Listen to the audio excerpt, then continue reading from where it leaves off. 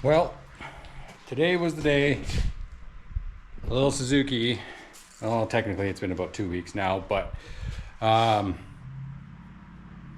it's decided that it's need wheel bearings. There isn't what I would say is necessarily play in the wheel, but you can definitely hear when you're on the road and on the highway, you can definitely hear that the bearings need assistance. It's got 300,000 kilometers on the car, so I mean, they've been in there, never been changed.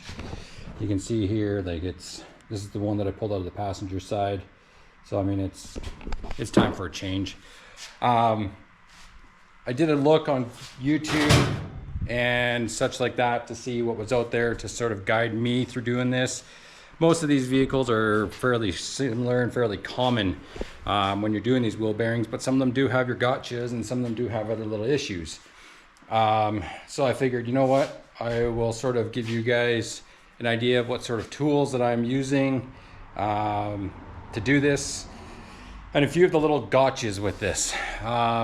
If you haven't done wheel bearings on your car since you bought it and you don't know if they've ever been changed, it's probably not a bad idea to do it. If you can do it yourself, you're going to save a lot of money. If you have to do a shop, it's going to be a little bit more expensive. Some of the tools that I recommend having is like a shop press, 12 ton. You can do it without it, but it's going to be a lot harder. You're going to need a bearing splitter kit. Basically one of these guys here. It's in my cabinet over there, but I have another one like this, but it's slightly smaller, and the problem that I was having with that is that it didn't open up enough to take the hub off the bearing. So I had to buy this kit. Not a bad idea to own something like this. Even you should have a shop press, but this will allow you to take once you have the bearing off or the hub out. Generally, it leaves this little collar on the hub, and if you're having to reuse the hubs like we did, because in the time we ordered all the parts for this, they didn't have hubs. I'm basically left with getting this removed in a way that's not going to hurt it. Now, some people have a heat trick that gets them off. Some people will cut it in half and then break it off, but I was trying to save the hub and I didn't want to do any damage to the hub. So this guy, along with these studs and this here, will allow you to pull that collar off the hub if it gets stuck on there, if you don't have a shop press. The other thing that you need, and there is no ifs, ands, or buts about this, there are other tools out there that you can use to do this. Like once you get the hub off, or if you can't get the hub off, there are tools that cost a lot more that will allow you to do that. But this is nothing more than a slide hammer. This little guy will go over the studs. You tighten it down with the lug nuts. This slides back and forth. You can pull your hub out, and you want to do that before you take the knuckle off the car. And then from there, it's just a bunch of other small things, like, you know, you want some wire wheels to clean up the knuckle and stuff, to get all the surfaces clean for doing, you know, making sure everything goes back in together. Snap ring pliers, there is one snap ring in there. Impact wrench, I just have an electric one to get the axle nut. Grinder, drill, new axle nut if you need it. I recommend it. Now, one of the things that happened on mine is this is the wheel speed sensor, and if you were ever doing these types of jobs, you will know as well as I do that the wheel speed sensors, they have a tendency to get stuck in the knuckle, and they don't come out, and usually end up having to destroy it. So if you don't know the last time anything like this has been done in your vehicle and you can't wiggle it out, pick up a couple of new one of these for both sides. They're 20 bucks or 30 bucks or something Canadian on Rock Auto. On top of that, the other thing that I had to do was, once I got it all out, I wasn't able to put the new sensor in it. It was almost like either they manufactured this new sensors too big, or the knuckle, just because of age, swelled up or something. So when I was trying to put it in, it wouldn't fit. So I needed a drill bit to clear out the old pieces of it, and then a new one to sort of drill out the hole to make it work. And then I got some of these off Amazon to clear out the bore and make it smooth again and clean and get all the rust and debris out so that it can go back in, the new one can be put in. So we're gonna get started. First thing I got to do is get it up on jack stands, get this off, get the tire off, and then we'll get the hub pulled off. So what I'm going to do is I'll get that set up, get that going, and then bring you guys back. Okay, so it's up on jack stands. Now we're going to pull the axle nut off. We'll have to pull the caliper off. I find on this it's easy to pull this off first, and then pull this off, because the bolts on this are usually pretty tight. So it's just, and you'll have more room if you do these in separate pieces. You can then take this off and just tuck it up in the back. This and then can just go on the floor. So axle nut, caliper bracket, and rotor have to come off. On the passenger side, I really had to wail on this. There was a lot of rust buildup in here, so be aware of that. You may need a hammer for that. Axle nut is 32 millimeter. Goes on there real good. Got my impact, so we'll get that set up. Watch your ears.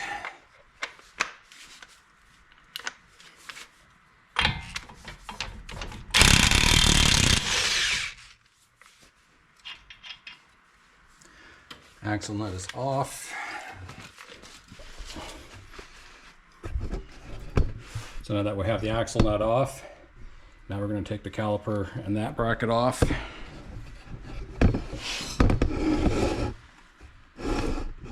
Caliper's pretty easy. That one I found comes off fairly quick.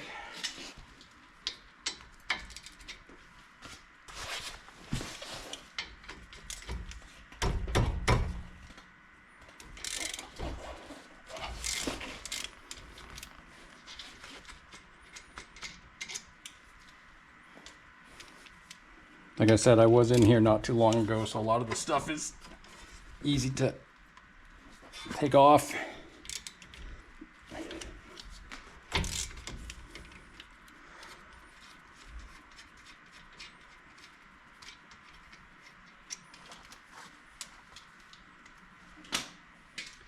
Now, if I remember correctly, it's 17, I think, for the caliper brackets. Yep. Because of how tight they are, we'll need a 1/2 inch breaker. And I may still need a cheater for this. Right now, because I have these undone, we'll just get this out of the way. Got to take, there's a bolt right up in here. That's for the hose, so if you take that off, then the caliper comes off easier. I think that's a 12. Yep.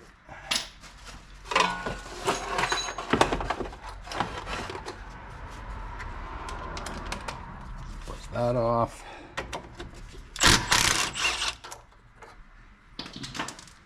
Now we just take our caliper and just tuck her up.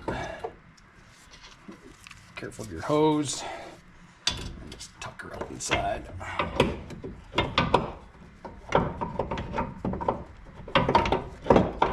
Just like that, and then she shouldn't go nowhere. Now we're going to take off the 2 17s. Now, when I did the passenger side, I did have to use a cheater bar. And I'm probably going to have to use one on this side too.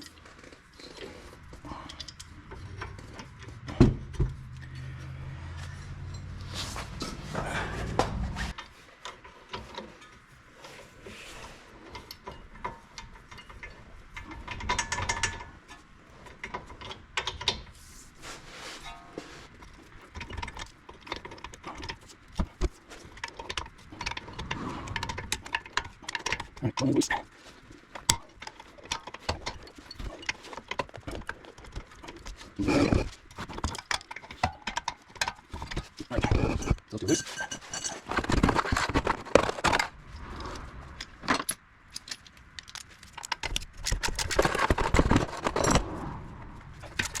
Bring back. I'll take that a little bit. All right. So those two are loose.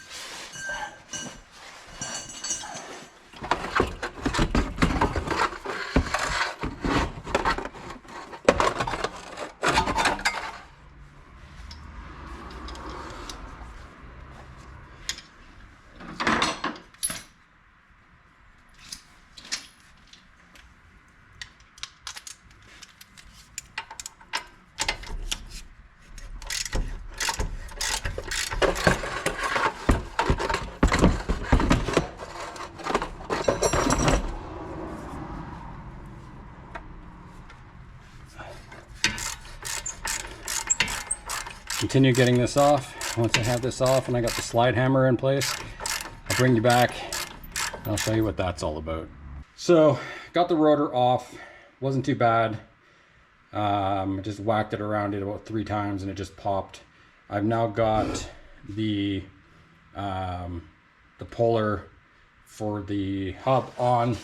I got 3 lug nuts on. When you're doing the lug nuts, just do them a little bit at a time. It does doesn't sit quite flat. I'm not a big fan of using these. You are relying on the studs from your hub. When we were ordering the parts, the hub was not in at the time, so we were using it. But if you do mess up the studs, you can just go to a store and pick up some new one of these if you need it. So I've got this on, I've got the puller on. This is the slide. It hits this guy here, and basically you just take this and you just keep doing that, slide hammering it. This hub will eventually pop out, and when the hub comes out, then you got the collar that's usually stuck on it that you got to deal with. So I'm just going to keep hammering at this for the next few minutes and get the hub out. All right, it's been about 10 minutes of me hammering on this thing. I finally put a chain around this handle, and then I just used it to slide it. If you've ever used one of these things and you're using your hand, it's very jarring on here and on the shoulder. So chain, a towel or something wrapped around this allows you to give it a little bit more oomph. So I just about have this out.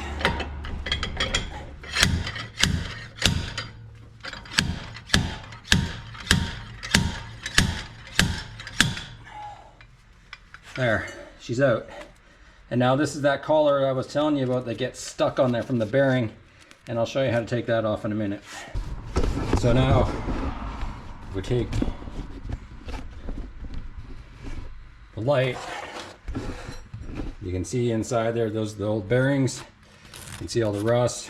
You can see how rusted this is. If you look kind of carefully up in there, you can see that snap ring. That will need to come out. So right now, since we're at this point, now this dust cover has to come off, and this dust cover can only come off once you have the hub off, because there is no bolt on this and it's pressed in behind the hub. So once you get to this point, you can just grab yourself a little hammer, and sometimes you can knock it off,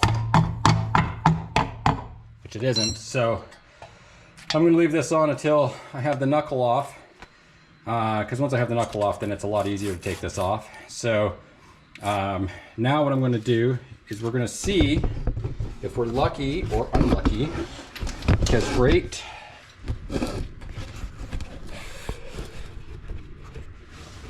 which side's it on? It's on the other side.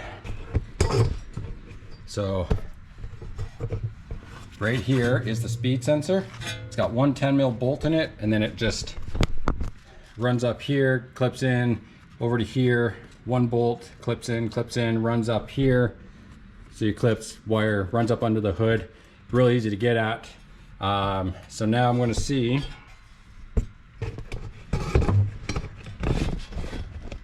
if we're lucky.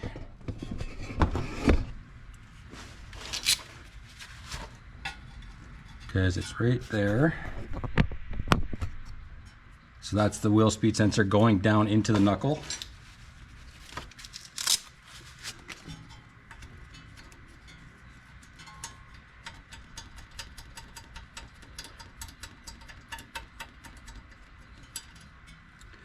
So that's the nut out. Now, you'll know pretty quick, and I can tell you right now, this is not coming out.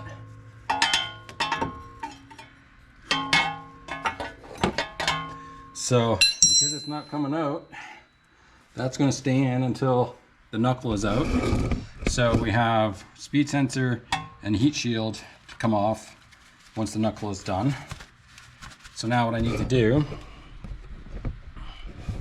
is on this side, I need to take out that 10 mil that's up in here. I think it's 10 mil. Yep.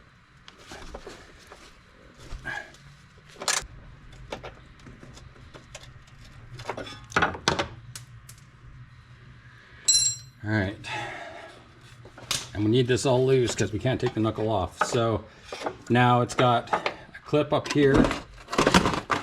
Sorry, it's got a clip here. It's got a clip here, right there, and right there, and then it runs off into the engine bay. I'll pop the hood and show you what that is.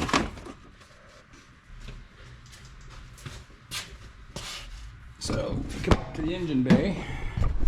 Down inside here, you'll see that blue connector right down in there. That's the connector for the for that speed sensor. Now, when I bought the new speed sensors, I bought these off Rock Auto, and on Rock Auto it says left right. The part numbers are different for left right. Now, for whatever reason, you get them mixed up and you're not sure what side goes to what. This one is a black connector on the end, but the other side was white. So it's not, you can't get them mixed up because the way they route as well, it goes like that. And then this goes down to the car and the other one goes to the engine bay. I find that it doesn't matter because they only go in one way, and who knows, maybe they will work both ways, but I don't know. So now that we got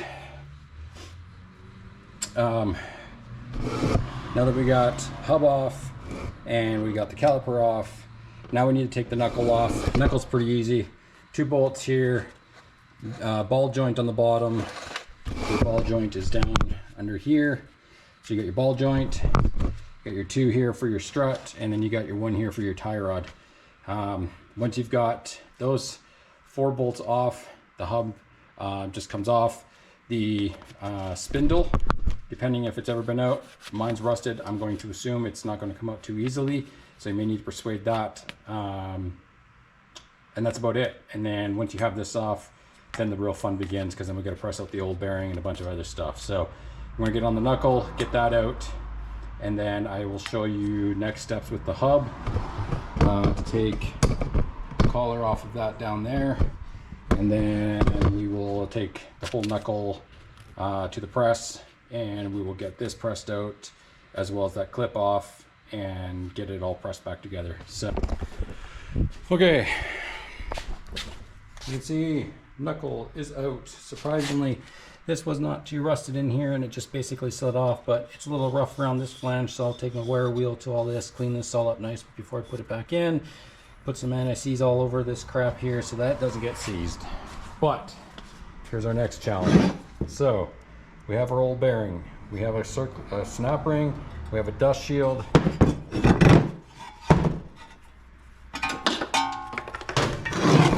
and we have a stubborn old wheel speed sensor that has to come out. So first business, let's get the shield off. So the easiest way I found for that, once it's in the car,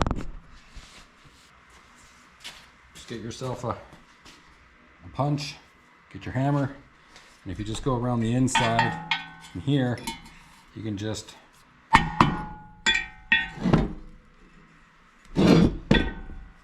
depending on how rusty it is, it will either come out real easy or it'll come out very difficult.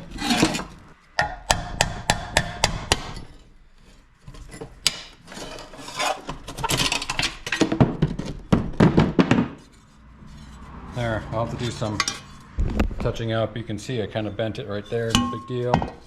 But that's it, dust shield is off, and it just basically, once you have it off, you can just see that it comes and it just sits around this lip right here. That's why I've got that big honking wire wheel in there, because I just take it and I just clean all this knuckle up. So now that we have that off, dust shield is off, now comes the fun bit. So here's that wheel sensor, and it just goes through the knuckle into the back side here, and then it reads off the rubber tone ring that goes around the inside. I've tried tapping it this way, doesn't make any difference. I've tried tapping it 6 different ways from this side, again, still makes no difference. So basically what I do is I end up basically just breaking it off.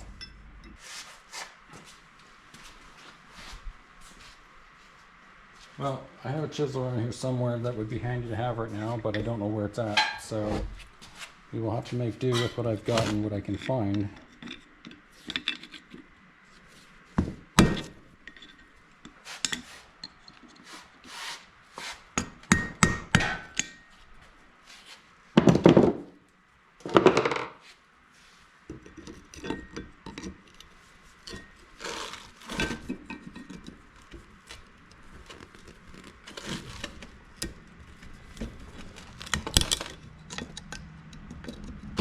You can see I got partial. That's the hole for the bolt, and you can see it's still stuck in there.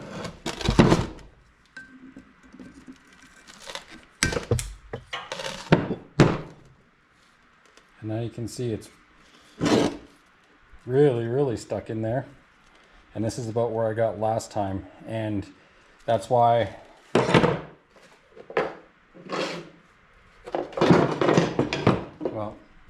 on my bench here somewhere, but that's why I got the 2 drill bits, because I got the smaller one that allows me to drill through this and get all this out of here and get on the other side, and then once I have that, it then allows me to use my bigger one to clear this bore out so I can put the new one in.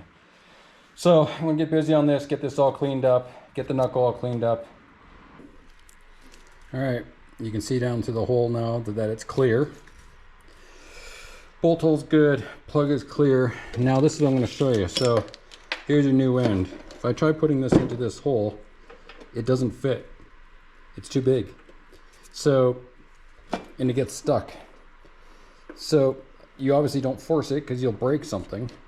So I don't know if either the replacement harnesses are manufactured differently, or just from the years of it being in the vehicle, being metal, it's swollen or corroded or something and made this hole smaller. I'm not sure, but that's why I've got this drill bit, because I drill this hole out about like maybe that much into the drill bit, just enough so that it can get down in the hole, and then it seats just fine. So that's done. Now we got to take out the snap ring that's down in here. So you can see the snap rings right here. Now, one of the things that I like to do when it comes to snap rings, because they also as well get rusted into the bore, is a good common practice is, once again, take a hammer, take a punch, and all you want to do is touch an edge of it and smack it, because what you want to do is try and free it.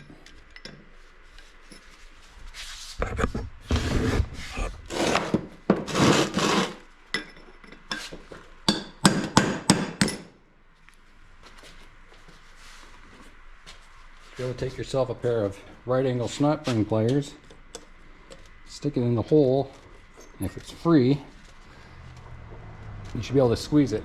This one is not. So I got to work this one around a little bit more.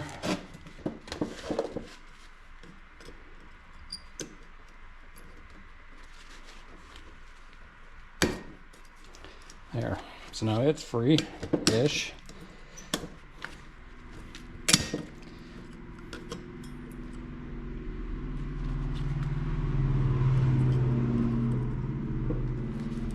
So I got the one side free, so sometimes what you can do is you can sneak a screwdriver or something in there and get it to come out, but I prefer to just try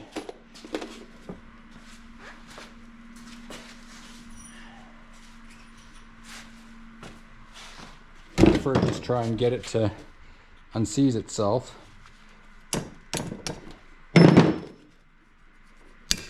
So I got this nail with a good point on it, and you can see it's moving out. So I'll try it again.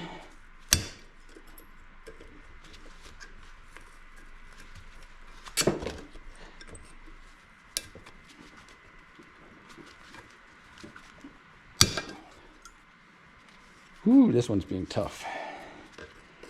Being tough.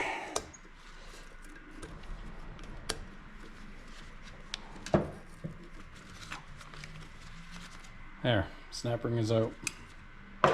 So this is now ready to get the bearing pulled out or pressed out. Because the snap ring was up here, this will go down this way. So that will have to go on the press to take this collar off. So we'll set that up now. So this is called a bearing splitter. Basically what I do is I just take the 4 nuts, max them out on either side. And then what we're doing is there's just a very small lip under here. And so what we're trying to do is get this thing opened up just enough that you can sit it on there like that. Like so. And now this is allowed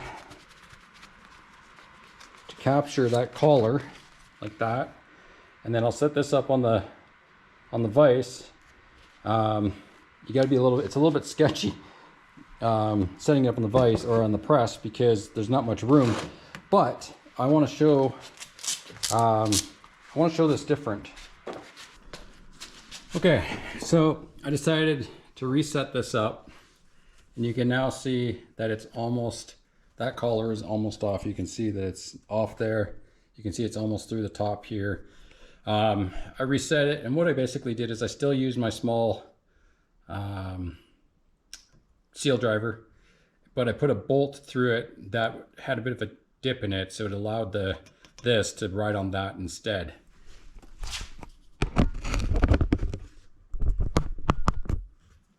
And now it's still a bit of a chore. I don't know how well it's all lined up, if this coupling will sneak around this seal driver.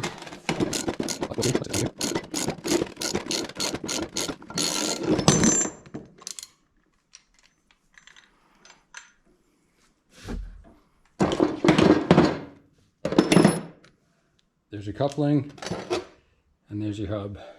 Good to use again. That's the seal driver I was using.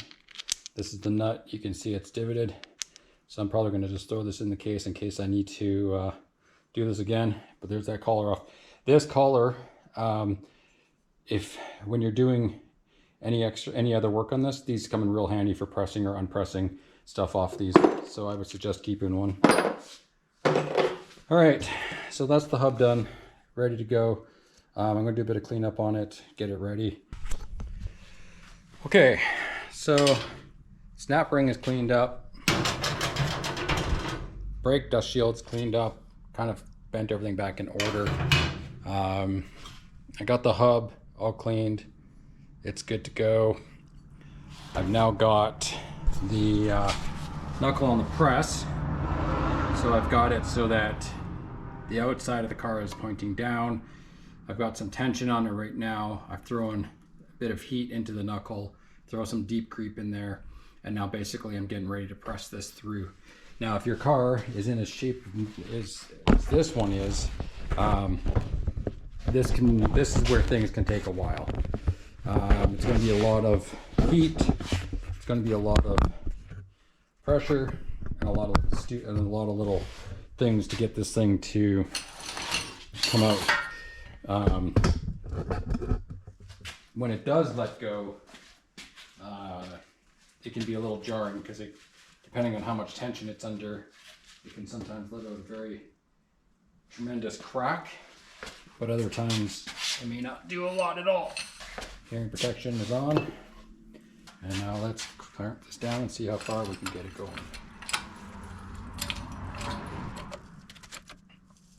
Okay, so we got tension on it, and she ain't going nowhere. Put some more heat on her.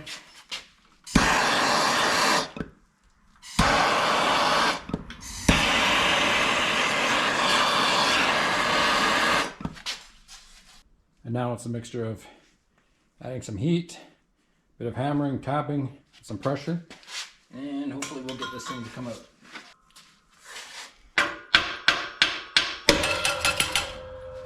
And there you go, it just broke free.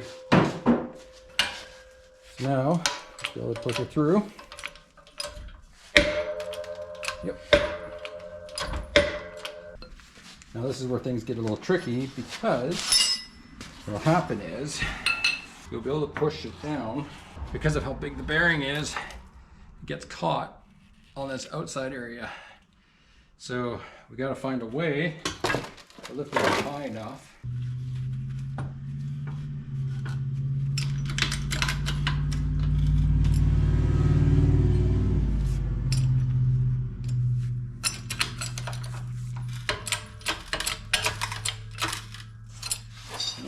My 2x4s are too dry and it's not going to let them work as I want it to.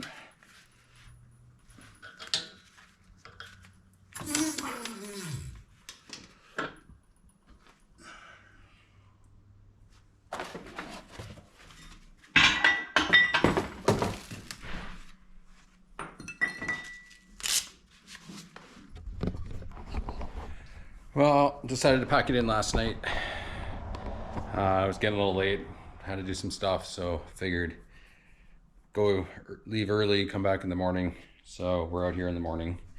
Got the other bearing out, so knuckle's empty, nothing's in it. So basically this morning I'm going to be cleaning up this knuckle, getting it ready and prepped for the new bearing and the new wheel speed sensor. Grab my wire wheel, we'll get cleaning this up, get this all ready. You can see how there's rust inside here. This is a little bit rough in here, so I'm going to take some red emery cloth and some 600 grit and clean this all up. Just make it look good, make it nice, so that when the new bearing goes in, there's no problems. So we'll get that going, and then once I have the knuckle clean, we will start pressing stuff in. I'm going to grab my wire wheel and get cracking on this. Okay, 10, 15 minutes later, knuckle is all cleaned up, got all the scaling off of it to make it nice and clean, cleaned up all the edges, got them all prepped and ready. Now, what I'm going to be doing is I need this hole to be able to fit the new speed sensor. And if I take the new one, so here's the, oh my God. So here's the new one. Here's the end. If I try sticking this in this hole, it does not fit. It's too tight. And if I try forcing it, I'm just going to break this. I'm going to break this speed sensor. So what I've had to do is I've taken my drill with this drill bit. Don't know what size it is. Can't see. And I just kind of ream this out a little bit, just oversize it just enough so that I can get this piece here down inside the hole.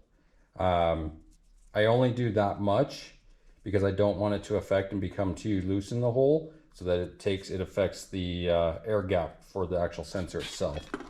So I'm going to work on this, and once I have that drilled out and that fitting in there, then what I'm going to do is I'm going to take one of these guys and I'm going to take it and I'm going to run it through this hole a couple times with WD-40 just to polish up and clean the inside of that hole. So I'm going to work on that now, get that all cleaned up, get that sensor fitting in there well, and once I have that, then we're going to press the bearing in. Okay, so the drill bit that I used, this one here, Looks like it's a 10.5 millimeter. I must have something special that I used for that. Must have been tapping something that had a weird size on it. I got, the hole is now, so there, the hole is now cleaned out and drilled out. So now I can take my sensor and it goes in there nice and smooth. There's no unnecessary play, so that's good. Between the drill bit and using those two guys there, polish and clean that up real good. Before we go to press our bearing, make sure your snap ring is in, because that's where you basically, nope, sorry, had a brain fart. So you got to press it down from this side so the snap ring doesn't go in yet. So press your bearing in, then once your bearing is pressed down, then you put your snap ring in. What I like to do in my press on the plates is I use an old bearing, and what I find is that the old bearing can sit on the back of the hub, on the back of the knuckle, and it gives it a nice place so that you can press your bearing down. So I'm going to get this all set up over on my press, and once I have that set up and ready to go, then I'll just show you guys how easy it is to press this bearing down on the press. So before I press this bearing in, I wanted to just show you guys something real quick. One of the things that you want to make sure is that there is a right way and there is a wrong way for the bearing to be seated, and it's pretty easy to know by looking at it which way goes which. But two things. One, you never want to put magnets around these. Putting a magnet around this wheel bearing can damage it if you do it on the wrong side. But to know, basically this side has like a bit of a rubber lip. This goes to the outside, so this would be facing the wheel. And then this side, there's a magnetic encoder in here, and it's what uses this on your wheel sensor to read how fast it's going. And if you ever want to know for certain which side is magnetic, I just use a really thin feeler gauge, and if you touch it to it real tight, gently, it will stick because it's magnetic. So this is the side that you never ever want to put a magnet on. Otherwise you can cause it to be damaged, and then you basically have to replace your whole bearing again. So just a quick little tip there for when you're dealing with these one-piece solid bearings.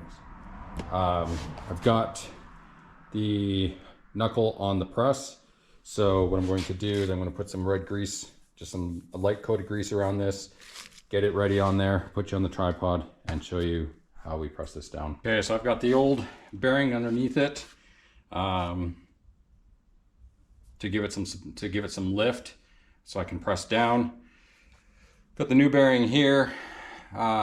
Remember that you want the side that's for the encoder to go down inside, because that's where it's going to read it. This is the outside of the vehicle, so this is the outside of the vehicle. Just putting a little bit of red grease on the outside of this just to make it slide a little easier.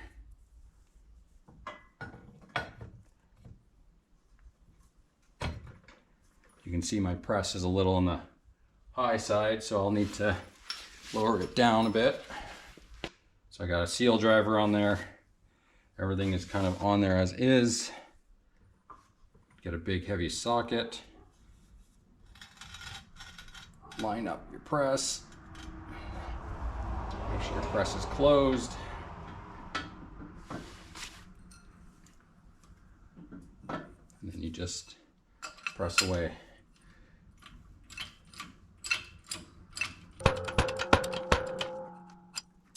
All right, well, I just confirmed it is all the way down. So now I gotta press the hub in. So the hub will go down this way and press down into the bearing, but you can see we got too much height. So I'm gonna lower it again. So I'm going to put just a small amount of red grease around this, just to give it some lubrication.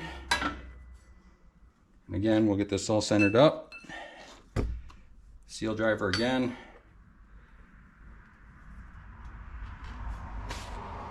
Grab a socket. Not sure which one's going to work. Just use that again. That works fine.